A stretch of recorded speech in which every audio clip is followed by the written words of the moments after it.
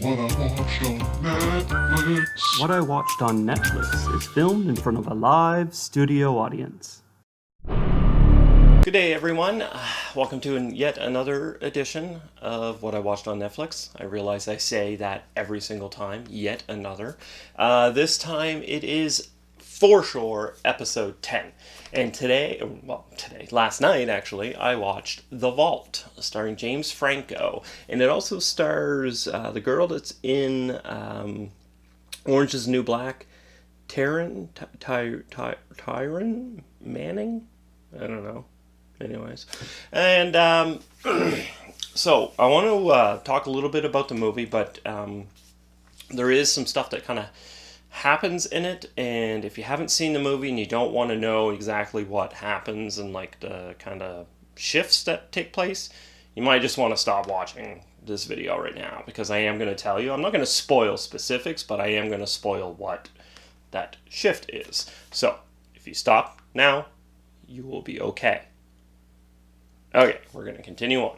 So, The Vault is kind of like, let's compare it to, say, From Dusk Till Dawn. You know how From Dusk Till Dawn starts off as kind of a caper film, kidnapping, bank robbery, and then all of a sudden the tonal shift, boom, into vampires, right? So it goes from like thriller to horror.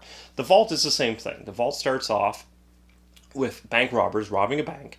Of course, what else do bank robbers do but rob a bank?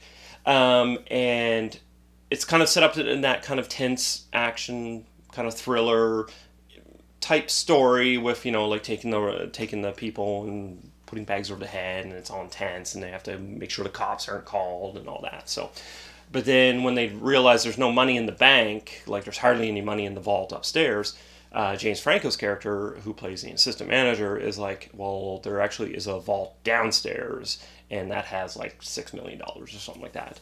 And he's like, you have to go downstairs and open. It's an old-fashioned vault. So when they do go downstairs and they open up the vault, that's kind of like when the movie shifts into a horror film. So there's like ghosts and specters, and like it can get kind of graphic at times too. So like there's a cool couple murder scenes and stuff like that. And there is a few tense scenes.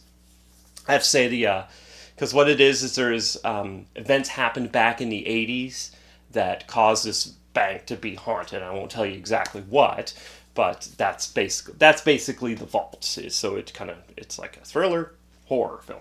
Came out in 2017, directed by Dan Bush, I think his name was. Dan Bush, yeah, who wrote and directed The Signal, which was a cool film. Very weird, but cool film. Yeah, Lights have been doing that for some reason. So I have to say, it started off really promising. Like, it really did. I was really into it. I was like, man, this is going to be cool. It's going to be a cool film. Like, I like James Franco. He's definitely in the movie more than he was in Alien Covenant. And it was really cool. And then when it shifted into the horror part, I was like, man, this is getting good. Like, the music kind of changed. They kind of changed the style of the music. And I was like, wow, this is really good. And then it just went downhill. Like, so incredibly fast. Characters just start doing some dumb shit, like some real dumb shit, like the bank robbers. Scenarios happen, like events happen with the cops outside, and I'm like, whoa, what's going on? Like, are they in some sort of weird parallel universe? Like, are they having a nightmare? Like, what is going on? And then, like, the reveals of, like, the ghosts and stuff like that, it's all squandered. Like, they don't really capitalize on that horror aspect of it. And then when it gets to the end, it's just even more dumb decisions. And there's a couple more reveals that you're like, yeah, okay, I kind of saw that coming, but it doesn't really explain anything. Like, when you actually start to think back, you're like, well, no, wait, it doesn't make sense at all. It does not make sense. God, the freaking lights. And, so it doesn't make sense. That's one problem. And then there's also the end, which is just really stupid.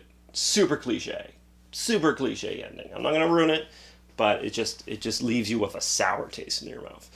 I wish they would have taken, like, they had such a sweet premise, and like the whole old vault and the kind of horrific history behind it, and the setting was really cool, and like the people that like the ghosts that wear the bags over the heads from like when they were robbed like back in the 80s and stuff, and they're all like rotten and everything, and it was like, man, this is really cool, it's gonna be intense. But no, it is not. It is not intense. It just pisses it away into the wind. So yeah, the vault, I'm not entirely sure if I'd give it a recommend. I mean, like I didn't come away going, oh man, why did I watch that movie, right? Like it's no Death Race 2050 or anything like that. So I mean, it's not really a recommend. But if you're like incredibly bored and you've watched every single other good film on Netflix, then yeah, okay, maybe give The Vault a watch. I mean, there's plenty more on there that's horrible, and this one kind of falls in the mid range of like, it's cool, but it kind of just really squanders everything away, which is just super unfortunate. So yeah, that's where I stand with it. What the hell is going on with the lights in here? What the?